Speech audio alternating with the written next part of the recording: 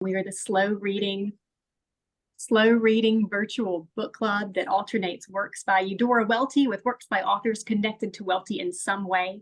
We are reading and discussing Turn Me Loose, The Unghosting of Medgar Evers by Frank X. Walker right now in our series of works examining Medgar Evers and his legacy. So we are discussing the first half of this collection of poems, this discussion.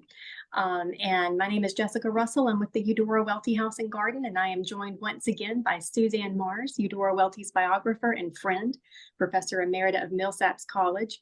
And so she's going to be leading the discussions for us. And of course, if you are new, I'll do some quick housekeeping. To comment or ask a question, please select the raise hand function at the bottom of your screen. It's under the reactions tab, and then you can choose from reactions the raise hand function.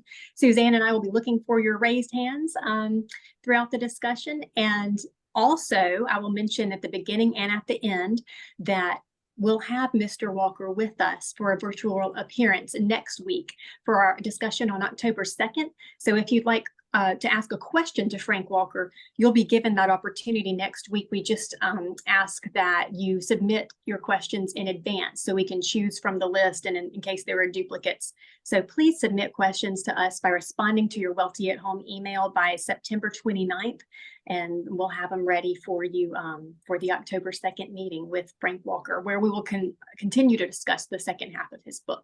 But today's discussion focuses on the forward through part 2. And Suzanne, are we ready to begin? It's showtime. All right. I can't tell you how interested I have been in exploring these poems and how powerful I have found them. So I'm really glad we're doing this book, and I look forward to our discussion of it. Let me start off with a brief biography of Frank X. Walker. He was born in 1961 in Danville, Kentucky, a native of Danville. He is the first African-American writer to be named the Kentucky Poet Laureate. He was named that in 2013, served 2013 and 14 in that position.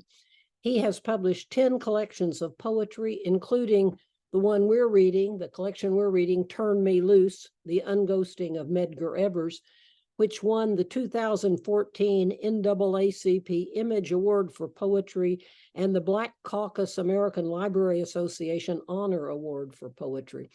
I just watched an interview with Mr. Walker, and he talked about, but I think maybe the review that meant most to him was he was in Jackson and he was signing books at an event, and he said he saw Myrlie Evers enter the room, and he was watching her, and then another woman who looked just like her but younger appeared in front of him, and it was her daughter.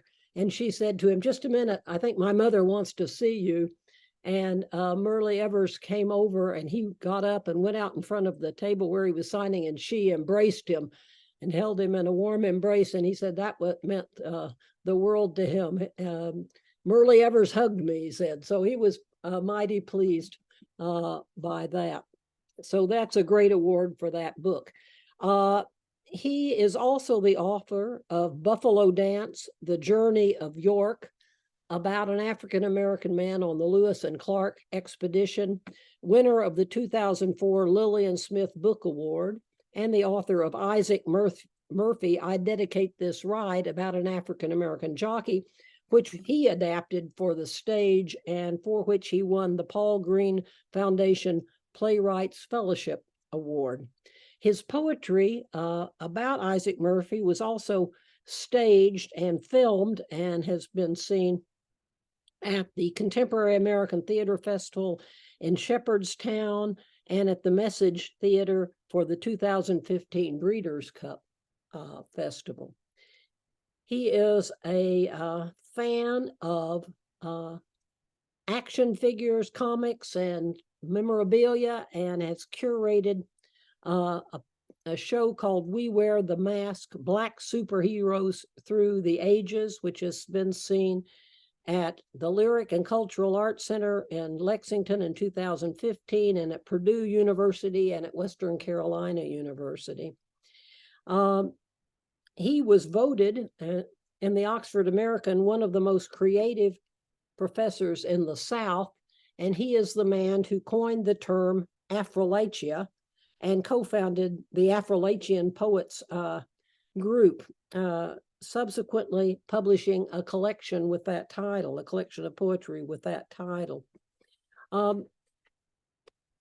He is a recipient of honorary doctorates from the University of Kentucky, Transylvania University, Spalding University, and Centre College, and is the founding editor of Pluck, the Journal of Appalachian Arts and Culture. He is professor of English and African American and Africana Studies at the University of Kentucky in Lexington. He said he began working on this book about Medgar Evers after asking his students if they recognized the name Medgar Evers, and he got no recognition from them at all. And he thought, here is the voice of a man who has been forgotten, whose voice needs to be heard. And he set about writing this book. He came to Jackson in the course of doing his research on the book. He met with Charles Evers at the radio station where Charles Evers works. He began to read all about Medgar Evers. He read Murley's books about her husband. He read also hate speech websites to hear Beckwith's voice. And of course, the book is in the voices of Murley Evers, of Beckwith's two wives, his first wife, Willie, and his second wife, Thelma, married in 1983. Thelma, he was divorced from Willie in, I'll get the date here, I think 1965. So, so those two women, Beckwith's voice, Charles Evers' voice, and the voice he calls a chorus. So 6 speakers in the book. So he is writing what some people call persona poems, what others call dramatic monologues, but the term he prefers is historical poetry. He is writing historical poetry, trying to imagine himself into these voices as a better way of knowing the truth of a situation, of letting us know Medgar Evers as those around him who loved him and who hated him knew him. And he feels that would give us more of a sense of the truth. He asked his students to do this with their experiences in their own lives, and he tells them that this sort of poetry demands research, memory, imagination, and empathy. It's very reminiscent of what Eudora Welty says about writing fiction, that I never doubted that writing fiction is about imagining yourself into lives not your own. He also said that in this book, he has a greater concern with craft than he had in his earlier books. So I want us to look at crafts, at his craft, at his use of tercets and couplets, at his use of a kind of unconventional sonnet, at the way he runs on lines rather than breaking them at the end of a stanza or at the end of a line. So let's think about those things as well. He also draws upon poems by other African-American poets, and we'll want to be talking about them as we go forward. A. Van Jordan is one, Tyehimba Jess, another, and Thomas Sayers Ellis. And as the foreword points out, he makes use throughout this book of 2 songs which come up, which recur. One is Dixie, and the other is A Strange Fruit. So we'll want to be thinking about that as well. And you might look up the lyrics to those songs, and we'll be considering those. All right, let's talk about the book, and I'd like to start with the epigraphs. So there are 2 of them. This is the only time really that we hear Medgar Evers speak. The title, Turn Me Loose, and then in this epigraph. So the first one from Medgar Evers. If I die, it will be in a good cause. I've been fighting for America just as much as the soldiers in Vietnam. I do not believe in violence, either by whites or Negroes. That is why I'm working tirelessly with the NAACP in a peaceful struggle for justice. And then the second epigraph from Byron de la Beckwith. When I go to Hades, I'm going to raise hell all over Hades till I get to the white section. For the next 15 years, we here in Mississippi are going to have to do a lot of shooting to protect our wives and children from a lot of bad inward. So let's talk about those two epigraphs and why he sets this at the top of the book. At the very first thing in the book, we have these two quotations from American Hero and from an assassin, his assassin. Yeah, Cheryl, what do you have to say about that? Why this? Because, excuse me, it's about the journey. It's about the fight, what you're fighting for. And the title of Miss Welty's story, where is the voice coming from? Your voice is reflective of your purpose. And so this immediate contrast between the purpose of a man like Medgar Evers and de la Beckwith immediately puts us in the mindset to begin exploring these poems. And last night I went through and I counted. So there's 49 poems. 33 of them are from the voice of someone else. 14 are from does she say it Myrlie? Merle. 14 are from Merle. 11 are from Beckwith. 2 are from Charles Evers. 7 are from Willie Beckwith. 3 are from those other poets, and 3 are from I just wrote TB. I forgot her name. Thelma. Mm-hmm. Mm-hmm.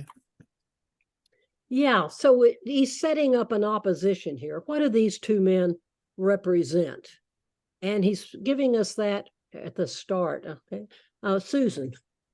Yeah, what Cheryl said is very interesting, and I mean, these poems are so much about violence and the refusal, to behave in a or to feel in a violent way, and but they're also about war, and so he's, we're always thinking about Medgar Evers's wartime service and the complexities of that in terms of what he was allowed and not allowed to do. We're thinking about Byron de la Beckwith also as somebody who was in World War II. So the first epigraph in particular sets that up, and then the de la Beckwith one, I mean, is also pulling in lots of things. He's always imagining hell, it seems, or as are some of the other speakers, imagining what it's going to be like for him to meet Satan when the time comes. So these really set up a lot of the kind of themes, I guess, of the collection. Yeah, so we've got that whole business of I do not believe in violence versus there's going to be a lot of shooting going on. Mm. And the shooting here is tied to protecting wives and children, or imagining that it's protecting wives and children. But he says he cast himself in Hades. He imagines that he's going to hell. You wonder, I think he's speaking ironically there. I can't believe that there's any kind of self awareness of his hellishness. But yeah, that whole invocation of hell and hellfire comes up a lot. Pearl. But it's also the American part of the story that these two bring up, especially the Medgar Evers one, because he's thinking about himself in terms of that larger American history of war and struggle. Yeah, I'm fighting for America, nonviolently fighting for America. And Beckwith is it's much more kind of a personal kind of thing. Mhm. Less, you know, Pearl. That on that last point, as Welty says, for his pure dissatisfaction, very selfish motives.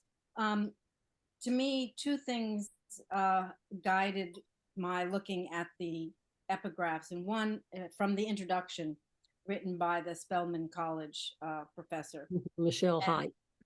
Right, thank you. One is the subtitle, The Unghosting. So to return Medgar Evers to the point, and what she brings up, what you already commented on about other than Weltians Mhm. and Minra's Quinn readers not knowing about Medgar Evers. I mean, that at first was a surprise to me. Like, what? How could they not know about Medgar Evers? Mhm. Anybody that definitely knew about Medgar Evers.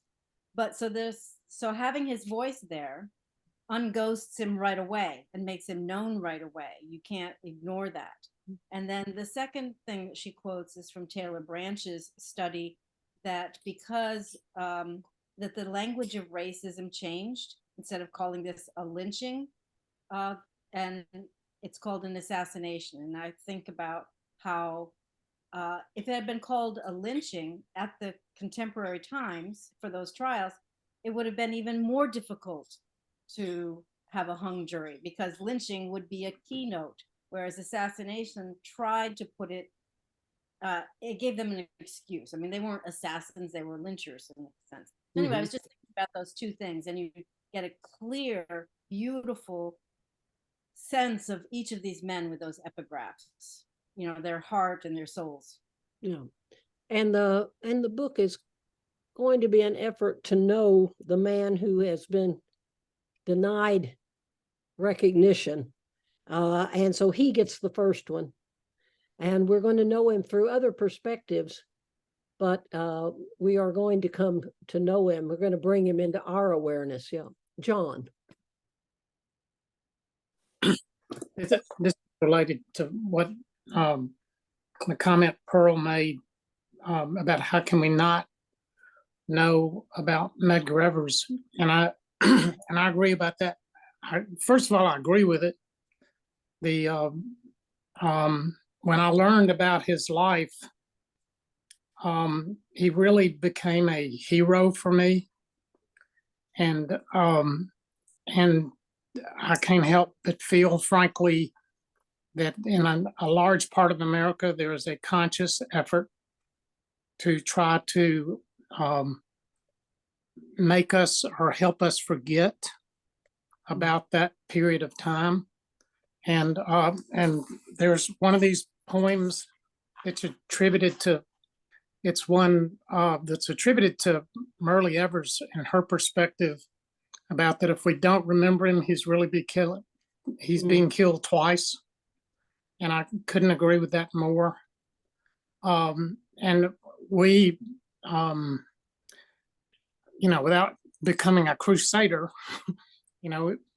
we need to try to think about all the different ways that people like Medgar Evers, but particularly him, there's deliberate attempts to erase him from our consciousness, and we need to try to stand up to that,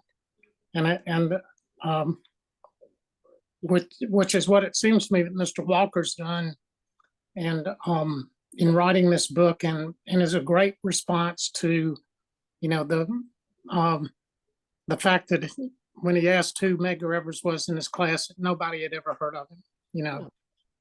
Amen, brother. And yes, there is a very concerted effort right now to try to erase the past, it seems to me. And Merle Evers' poem speaks to the horror of doing that, I think. Okay. Yeah. All right. Beverly? I thought it was interesting that the Medgar Evers epigraph uses if rather than when I die, because of course death was hanging over his head from the moment he got involved with the NAACP and with voter registration. And, there's that famous quote by him that's something like, you can kill a man, but you can't kill an idea. So, even that quote, and I don't remember where it came from or when he said that, but in that quote, he is acknowledging the eventuality, perhaps, of his death. And of course, he didn't, this epigraph is the author's, but the if rather than when I die. Yes. And the words are Evers' words. Right. I'm going to suggest that we talk a little bit about the intro. I'm going to skip the forward, and I want us to come back to that because I think it's very helpful. But let's look at Medgar Evers. Let's look at Frank X. Walker's introduction. And what does he want us to pay attention to? What is he asking us to attend to as we read these poems? So anyone want to start with the introduction? I mean, it's brief enough. I can read it. Why don't I read it? Much of Mississippi's and the South's past is characterized by increased resistance to white supremacy in the face of overt and subtle racism that resulted in a multitude of crimes. These include crimes against the body, crimes against property, the collusion of public and private institutions in preventing access and opportunity to all people, and conspiracies of silence that continue today. This collection of poems seeks to interrupt that silence and shine a light on the important legacy of a civil rights icon, all too often omitted from summaries of the era, by giving voice to a particular chapter in this history from multiple and often divergent points of view. So let's start there. And it's, in a way, sort of reiterating, I think, what John was stressing and what Beverly was stressing. It wants to interrupt the silence and shine a light on the legacy of a civil rights icon. So interrupting the silence, unghosting Medgar Evers. Let's not leave him a ghost. He was a man, as Margaret Walker said. Micah was a man. On June 12, 1963, in Jackson, Mississippi, Medgar Evers, the head of the National Association for the Advancement of Colored People, NAACP, in Mississippi, was shot in the back by Byron de la Beckwith in his own driveway and died soon after being transported to a nearby hospital by neighbors. This was the first in a series of high-profile assassinations that would cast a shadow on civil rights activities in America in the early 1960s. The primary speakers in this narrative are Byron de la Beckwith, Medgar Evers' assassin, Beckwith's wives, Mary Louise, Willie, and Thelma de la Beckwith, Medgar Evers' brother, Charles, Evers' widow, Merle Evers, and a sixth voice that works like a Greek chorus. Medgar Evers' voice is silent beyond lifting his final words, "Turn me loose," for the title, but his presence, like a ghost, speaks loudly throughout the poems. So what about that? What about this, the speakers that he has chosen, and the presence of Medgar Evers in the poems? Any comments about that? Anyone want to? Yeah, Cheryl. I'm so glad you're back, Cheryl. Thank you. I had a car accident, and hopefully after the meeting we'll finally get all of that straight. But let's tell everybody, are you okay? I'm okay. It was a multi-vehicle car accident. I was the first car hit, but there's 4 insurance companies, and so I'm coming out of pocket while they're deciding who's at fault. Oh, mm-hmm. Okay. Oh, yeah, cool. Beverly and Mary Jo and they all know because we're all on Facebook together. But so here's what I missed when I've been listening to the first 2 meetings. You guys know my fascination with Eudora Welty's use of birds, and going back to where's the voice coming from, because we're talking about Medgar Evers, the first in a series of assassinations. So Welty wrote, Something darker than him, like the wings of a bird, spread on his back and pulled him down. He climbed up once like a man under bad claws, and like just blood could weigh a ton, he walked with it on his back to better light. Didn't get no further than his door and fell to stay. He was down, he was down. And then the other repetition of that down, down is at the end of the story, where the guy's doing the song. And like Pearl, she said it so well in that first meeting. So when you just read that part from the introduction, that triggered for me this memory of the something darker than him, like the wings of a bird. Okay, thank you. That passage to me is one of the most powerful in the story, and I'm sorry we never got really to talk about it. So maybe we'll get another chance. We're going to have a session at the end where we look back at all of the work. So let's do that for sure. Then, what else about this from the introduction? I wanted, maybe just as way of background, let me tell you that Beckwith's first wife, Willie, divorced him twice. She divorced him in 1960 for 4 months. Well, yeah, and then in 1962 for 3 weeks, and then they remarried. So they were divorced, and then in 1965 she left Beckwith again, and to her great relief, he sued her for divorce, and she thought maybe now I'm finally be free of him, and she was. It was an abusive marriage, fueled by their joint alcoholism and characterized by his violent outbreaks against her. So he married Thelma Beckwith in 1983. All right, now I'll shut up about the Beckwith wives just by way of background. It's Susan and then Laura. Well, one of the questions I was sort of turning over and am still turning over in my mind is why he decided not to write from the perspective of Medgar Evers, but to use these other voices around him. And he sets out, you know, all those other voices in what you just read. And I mean, in some ways, I think it would be riskier maybe to try to be or to try to inhabit Medgar Evers himself, but he's also allowing us to participate in the understanding of who Medgar Evers was and what his effect on the people around him were. So what his effect on Merle would have been, and what his effect on somebody like Byron de la Beckwith, or that chorus that's the community.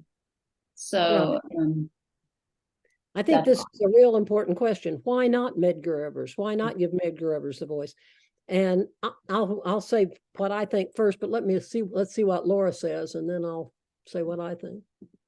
Well, that's exactly what I was spending a lot of time going back and forth with too. The ghosting, the unghosting, how we unghost him by not hearing his voice, and I think it helped a lot when you said that that Walker had commented that he wanted us to get to hear Evers' voice through other people, and that brings us into the process. And I guess I thought one of the reasons I thought it was interesting using his wife's, using Della Beckwith's wife's voices, is because maybe that's a sort of relationship that it's easier to connect with, the relationship of wife, of partner, of that sort of significant other.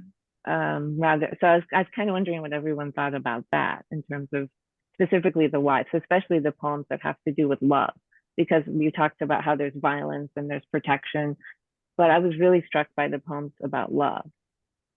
I'm going to start off with setting the poems about the wives from the voices of the wives together, and we'll talk about those first, I think. But yeah, but okay, Pearl, why do you think he's left Medgar Evers' voice out here?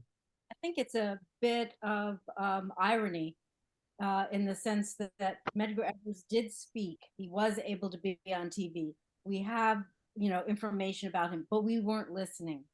And so not to don't give us a pass on that. We ghosted him, he used his voice for good and we weren't listening. So I think that somehow there's some sort of poetic irony there in not having his voice there. I think so too. I think it's how can we know him? We didn't listen. How can we know him? And we can know him from listening to the voices of the people who did survive, who were not murdered, who were not lynched, who were not assassinated. And in a way, that's the way we come to know each other. I mean, we listen to each other's voices, but we come to know each other also through other people, through the voices of others surrounding us. So, okay, let's last point in the introduction. Let me read the last paragraph. I believe acknowledging and working to fully understand history can create opportunities for better, can create opportunities to better understand racism. I offer these imagined poems in the hope that art can help complete the important work we continue to struggle with, the access to economic and social justice that Medgar Evers and so many others died for, and ultimately the healing and reconciliation still needed in America. And he's suggesting, I think, that art is the way to overcome the economic and social injustice. It's one way. He's seeing art as a way of doing that, that if you're able to imagine yourself into other lives, if you're able to leave yourself, that there can be reconciliation and healing through poetry. And if there's reconciliation and healing, there can be economic and social justice. I'm knocking on wood. All right. So it's a high standard for art. And okay, Pearl. Well, this is, as you pointed out earlier, just exactly what Welty was about also. And you sort of reiterated that again about imagining yourself in other lives.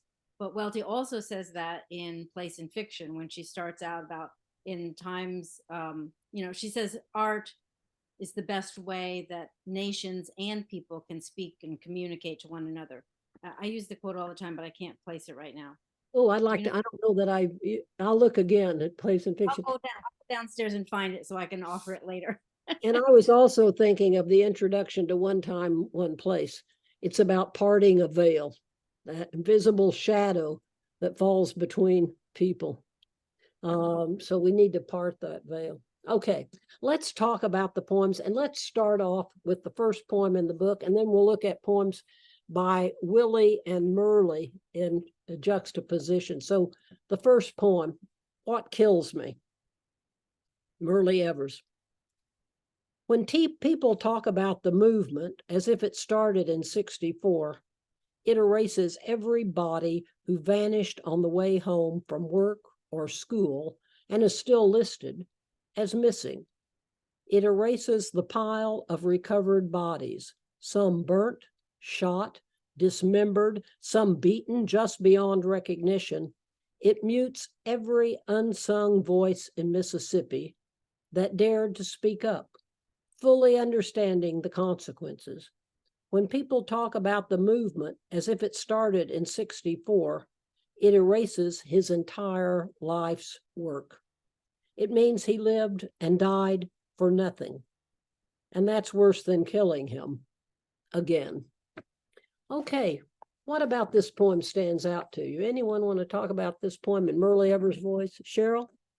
The structure of the poem, the use of or lack of punctuation between different stanzas. And also I like that with Merle being his wife, therefore intimately connected, which we see later in the book, with the contrast between, what is it, the fireproof poem. But anyway, when Merle's voice says that dared to speak up, fully understanding the consequences, that to me channels everything that was Medgar Evers' purpose, and the purpose that his wife aligned herself to as his wife. Yeah. Accepted, endorsed, recognizing horrible danger. So let's look at that. And on the it's not everybody, one word, but it's every body. So there's a strange gap there, right? Or not strange, is still listed then as missing. Or every unsung voice in Mississippi that dared speak up. Or that's worse than killing him, then a gap again. So there are those strange breaks, or not strange breaks, purposeful breaks. Beverly, is that what you want to talk about or something else? Go ahead, wherever you want to go. I was going to mention, when I think of sonnets, this is a sonnet, a lot of times I think of pretty poems. I mean, I think of Shakespeare's sonnets, and I think of some of the most famous, most wonderful poets out there writing. And of course, the sonnet form's been around for a long time. But this is using that sonnet form, which is a prescribed form, and then squishing into it in 14 lines this angry, brilliant, sorrowful reaction of Merle. Yeah. And so I think that the form sort of juxtaposes with what the poem is really about, because it's almost, I was in a fetal position when I finished reading this first section anyway. And so when you have that juxtaposition of subject matter and form, that makes a statement in and of itself right there. All right. So this is a sonnet. It's not your classic sonnet. We can't scan this in iambic pentameter lines, but it is 14 lines. It's an English sonnet in the sense that 3 quatrains and a couplet, and the couplet summarizing what's been told us in the first 3 quatrains.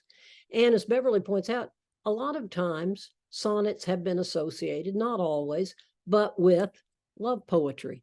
And this, in a sense, is a love poem. It's a wife's poem of love for her husband, for wanting his life to achieve the kind of recognition it deserves. And it's a model of compression. It's emotions.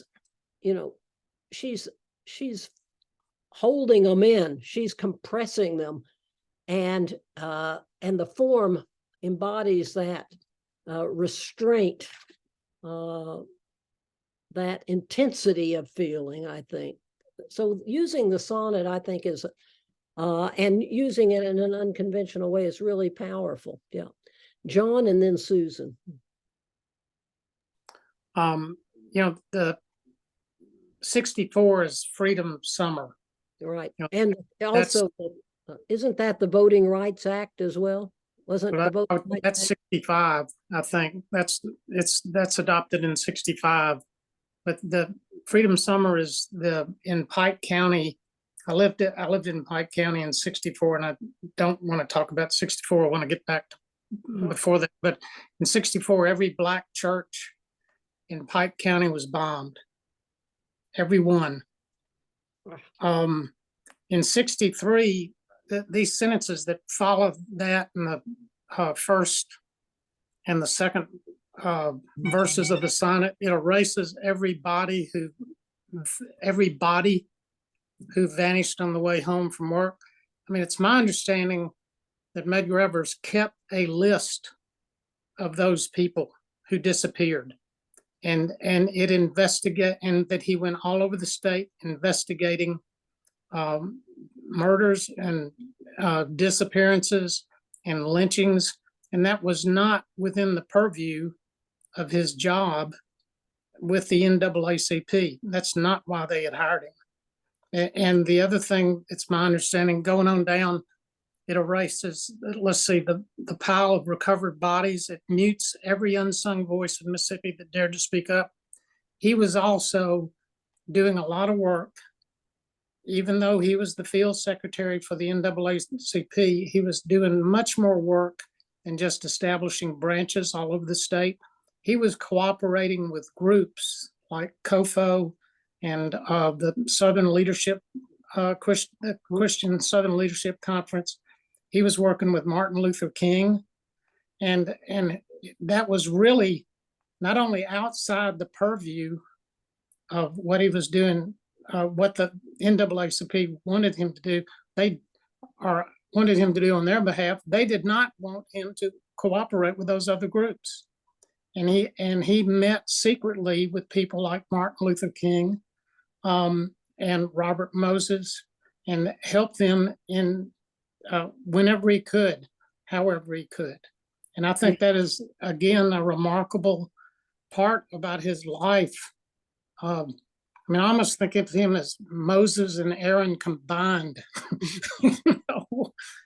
Just extraordinary in the efforts that he was making in all these different capacities. And to me, that's what that part of the poem is talking about. So that is something that she would know, and that Byron Dela Beckwith and the other voices, maybe Charles would know a little bit of it, but she's the only one who would know that. Yes, and when she talks about the list, that would be a list that he had been compiling his entire life's work, all of those interviews trying to document those undocumented murders, lynchings that had gone on in the state. All right, Susan. Yeah, I'm going back to your question about how he's using in this poem form to hold in those emotions. I mean, I think is so powerful, partly because, or maybe because it's so rhetorical. I mean, the sentences are so balanced. When people, it erases, it mutes. When people, it erases. And then the content within that is just explosive, as we've got all these words that get at bodies and voices and vanishing and erasing, and then even more physically burned, shot, dismembered, beaten just beyond recognition, and then back to mute, erase, and unsung voices. I mean, it's interesting. How do you erase a mute and unsung voice? I mean, that's just kind of a fascinating an oxymoron here. Yeah, exactly. So and then it all kind of gathers at the end with life's work, and then the challenge to us as readers. It means he lived and died for nothing, and that's worse than killing him again. And then we become the people who will be responsible for killing him again. An indictment of us. And the voices might not have been unsung if Medgar Evers had not been killed. He was trying to allow those voices to sing, but they are now unsung. Yeah, it's an amazing poem. I want to say again, and that's worse than killing him again. Yeah. Does that suggest it's worse than killing him? It's not worse than killing him the first time, but it's worse than killing him again. That the pain of that loss was so intense, but now it's happening again, and silencing, erasing his life work is worse than. It's the next worst thing I can think of. to an actual murder. I don't know why the gap do you think in the, Susan, why do you think the gap, the space gap there? That's worse than Well, him I mean, again. it's the way he used those line breaks too. He's giving us that space for a real kind of emphasis and pause, and we get to think between worse than killing him, what can be worse than killing him, and then we hit the again. Yeah. It's So- almost as if you're choked up with emotion and finally you get the last Yeah. word out. Yeah. All right, let's look at a poem from the point of view of Willie de la Beckwith on page 15. Fireproof. He would come home from evening rallies and secret meetings, so in love with me. I could never see nothing wrong with what he did with his hands. I just pretended I didn't know what gunpowder smelled like or why he kept his rifle so clean. If he walked through that door and said, "Willie, burn these clothes," I'd pile them on the coals and stare at the fire. I'd listen to the music twixt the cackle and calm as we danced. And while the ashes gathered round their own kind in the bottom of the grate, I'd watch the embers glow like our bedroom did. Now, I ain't saying he was right or wrong. He often confused hatred with desire. But if you ain't never set a man on fire, felt him explode inside you, then die in your arms, honey, you got no idea what I'm talking about. All right. So here is Willie Beckwith, another wife, and we're hearing her voice. We started off with Merle's voice. Now we hear her voice. What about this poem? Anyone want to start off? Laura? Well, I thought that this was really interesting to read, especially with Merle's poem after and the dancing, because her poem next is listening to music. I mean, it's not from her perspective, but to me, I felt it, at least it didn't have her name after it. So I thought the following poem was from her. It seemed like it was from her point of view, but That's the following point. We'll talk about it next. Yeah. No, I just thought that was interesting. It made me then go back and read this one again, because it made me focus more on when she says that they were dancing, and then that sort of sexual tension that then comes out. Yeah. And then, but I think that, I mean, it's just, I know that the following section for next week is called Look Away, from the Dixie song, but this is, to me, is the epitome of looking away. Like she literally says, I could never see nothing wrong. All right. Yeah. Yeah. And I ain't saying he was right or wrong, but she's looking away. Yeah. Literally looking away. She is making herself complicit with what he's done. Yeah. Cheryl. So this particular poem is the first one that we get in the book from Willie de la Beckwith's point of view. So I think that's important to note. But also being fireproof reminds me of part of the intent of Bob Dylan's song, A Pawn in Their Game,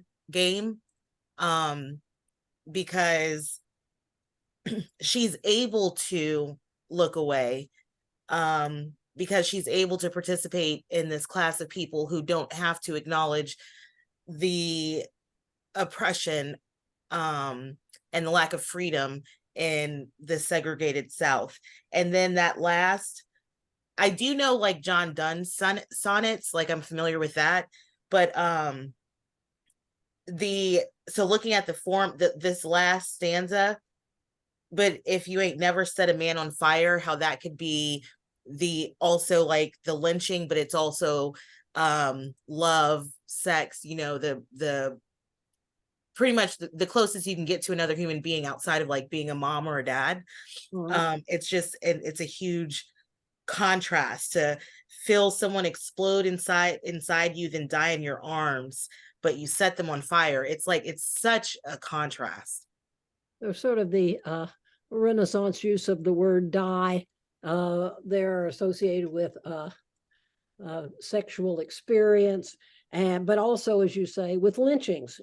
If you ain't never set a man on fire, and then it moves into the kind of sexual suggestiveness of the line, and the power of passion in their relationship, and the passionate hate in his activities beyond that.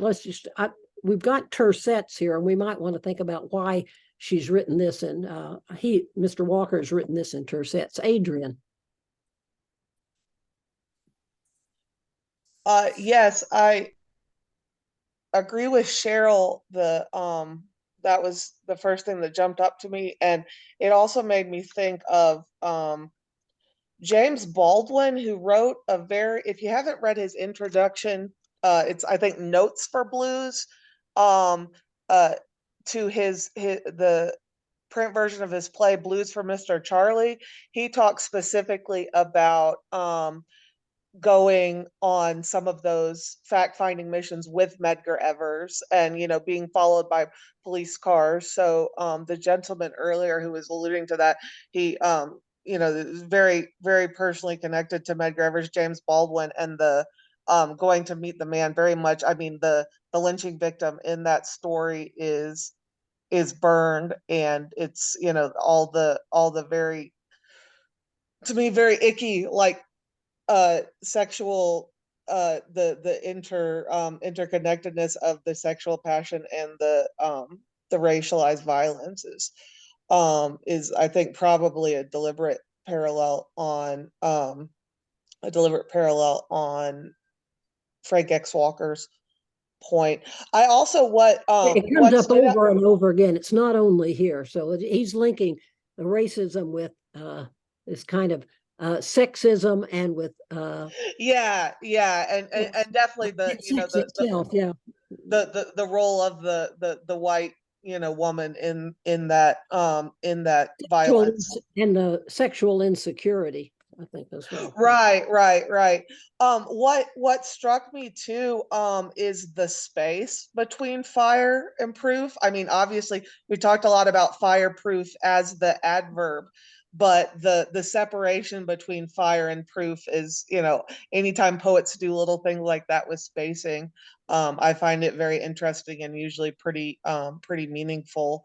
The question of the proof and the destruction, but you could probably write a whole dissertation on the spacing between the fire and the proof there, I think.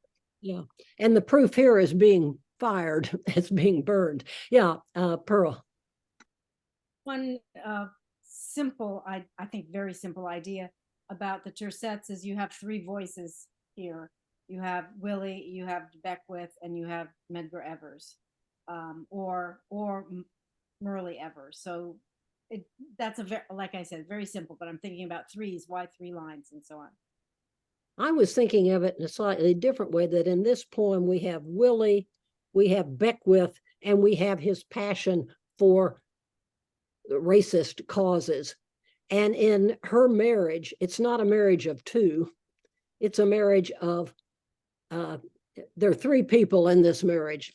And his passion for racism and his passion for her are tied together. And he gets a kind of sexual satisfaction out of racist behavior, and sexual satisfaction in his relationship with her, and they're one. And in Merle Evers, which we're going to turn to next, is in couplets. Her relationship is with her husband. It's and they're united. She's not looking away. They're united. Okay, Susan. Yeah, this is just a short thing. It's not just his racism, it's also hers. Yeah. Like I noticed that image, and while the ashes gathered round their own kind in the bottom of the grate. Yeah. So you have this sense of the dark, the darker other there that even the ashes are that for her. Yeah. But also, I love the last tercet, but especially the last line, where she reaches again out to us and says, honey, you got no idea what I'm talking about. And suddenly again, I mean, calling us honey makes a kind of connection, a relationship to us that I think you have to really fight against. You have to remember everything she's just said, not to want to respond to her. Yeah, and I love that about the ashes, Susan. And also, first she says, I could never see nothing wrong with what he did. But at the end, she's saying, I ain't saying he was right or wrong, but she's accepted it. And and she's in on this. Yeah. And I do like that idea of her trying to make us complicit. Honey, typical Southern expression. I get called honey all the time by strangers, That's a typical, but it's pulling you in. Yeah. Cheryl. This is really quick, but it's just something you said that one of Willie's other poems is she's having a nightmare and she wakes up and it's her husband. He was just tickling her feet. Yeah, we're going to look at that one too. Let's see. Paula. Yes, I just want to talk about that very last line. And amidst all of it, Willie is saying, I never saw anything wrong. I didn't see it wrong. Pretended I didn't know. She knew all of that. Yeah. But at the end, she's asking us to excuse her because she knew it all, but because she was so in love with him and what fire he could bring in her, she wants us to excuse her and exempt her from the whole situation. Yeah, she's asking us to become complicit too. And that's a kind of, as Susan says, you want to fight back from that. Oh, no. But there's a danger, in hearing that voice. Let's look at the next poem from Merle's perspective, listening to music. The right song, slow dancing through the air at the end of a long day full of kids and no husband, could not only set the tone, but put the sound of yesterday back in the air. Smokey Robinson and the Miracles crooned all the sweet words that his eyes whispered across the doorframe when he finally came home. But more often than not, it was Sam Cooke and Ray Charles or Bobby Blue Bland taking turns in my ears, reminding me how much I loved that man, no matter how mad or lonely I might have felt. The right song was like a Kodak brownie of us cuddling, or an atlas mapping out all our rough spots and the ways around them, and the sweet taking him out of his suit and tie. After he unloaded the day's burdens, we melted together in the dark, beneath the covers, and the cackle of the radio, the sound of my guys singing backup, and Medgar's jackhammer heart finally slowing to match our leaky faucet as he fell asleep in my arms, completing the soundtrack for a perfect night. So here, with a little head note from Merle, it was a touch, it was a look, it was music playing, the lines that inspired this poem. And here we have it not in tercets, but in couplets. So the two united, not one claiming, making contradictory claims. What about this poem? I looked up some songs. I mean, we could all sing along, I think, those of us of a certain age. You've Really Got a Hold on Me from Smokey Robinson and the Miracles. Sam Cooke, You Send Me. What a Wonderful World. Another Saturday Night. Ray Charles, I Can't Stop Loving You. Bobby Blue Bland, Turn On Your Love Light. So those are here is the soundtrack. She hears the cackle of the radio. Willie hears the cackle of the fire burning the clothes.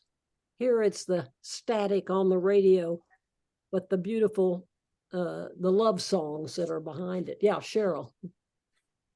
I'm not sure which poem it is, but where from Beckwith's voice, he talks about which Negroes are acceptable, the entertaining ones, like and Arnie, whoever they are. So there's so much intimacy, incredible intimacy in this poem. And I love you guys so much for pointing out like tercets and the couplets, because that increases the sense of intimacy that you feel between Meyerly and Medgar. But just the thought about the quote acceptable entertaining Negroes in one of the other Beckwith voice poems. Yeah, who he will accept and who he won't. Yes. Jessica, I know what you're going to say. I'm sorry. I didn't get us along very far today. Yes, we just have 1 minute left. So whatever you want to cover with this last minute for us. Well, I'll tell you what I was going to cover is I wanted to talk about the voices of Beckwith and Charles Evers set against each other on pages 7 to 9. And I wanted to talk about the poem about the flag on page 4, ambiguity over the Confederate flag, and the form that Walker is using there. And then, as I said, this is more easily postponed, Dixie and strange fruit. It's rotten fruit in this iteration we could talk about. So we'll have more, we'll have to come back. I think we're going to have to come back to this again. Next week we'll have Frank X. Walker himself. So if you have any questions about these poems, about why he chose not to use the voice of Medgar Evers would be one we could ask. About the use of verse form, we could ask. So whatever you want to ask, we'll focus on that. And then we'll have one more session and we'll try to address things. And maybe I'll talk Jessica into scheduling one other. So we'll have enough time to cover the poems. I'm sorry, I love to look at the poems closely, so I didn't brush us straight through thematically, but I like to look at the texture of them. So I apologize for that, but thank you for all your good comments. No, I'm really thankful we are a slow reading book club for a reason, because we like to really look at the details. Thank you for all your discussions today, and we'll see you all again on October 2nd. Bye-bye. Bye-bye.